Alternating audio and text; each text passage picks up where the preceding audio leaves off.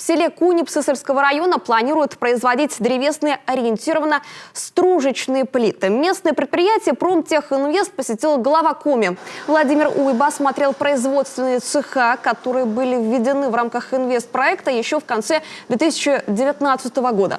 Объем инвестиций тогда составил 413 миллионов рублей. Было создано 180 рабочих мест. Были введены цеха по переработке древесных отходов, лесопиления, тонкомера и толстомера, глубокой переработки древесины, а также сушильные камеры и котельные. Сегодня предприятие выпускает пиломатериалы, строганные изделия, топливные брикеты и пеллеты. Впрочем, здесь намерены дальше развивать производство. Руководство планирует наладить выпуск новых видов продукции – клееного бруса и заготовок для домостроения. Прорабатывается и проект по строительству производственных мощностей по выпуску ОСБ-плит.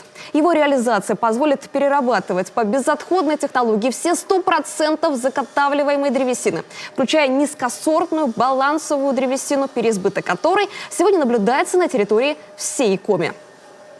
То есть, по сути, вот это, да, идет на уже... Да, это даже кора, она идет в производство. Вот, даже кора, да, вот то, что принимает у нас СФЗ, то, что принимает Няшпогорский завод ДВП, там включение коры абсолютно допускается. Это кора, это щепа марки ЦП, до 15% коры там допускается. Соответственно, то, что она вот жуком изъедена, это ничего. Нет, да? это не является, да, пороком. Но на сегодняшний день мы в процессе модернизации, то есть идем. В процессе модернизации планируется создать до 300 рабочих мест. Объем планируемых инвестиций – почти 2 миллиарда рублей. Новый инвестпроект претендует на включение Минпромторгом России в перечень приоритетных в области освоения лесов. По поручению главы Коми Минэкономразвития Коми оказывает поддержку руководству предприятия в подготовке необходимой для реализации проекта документации.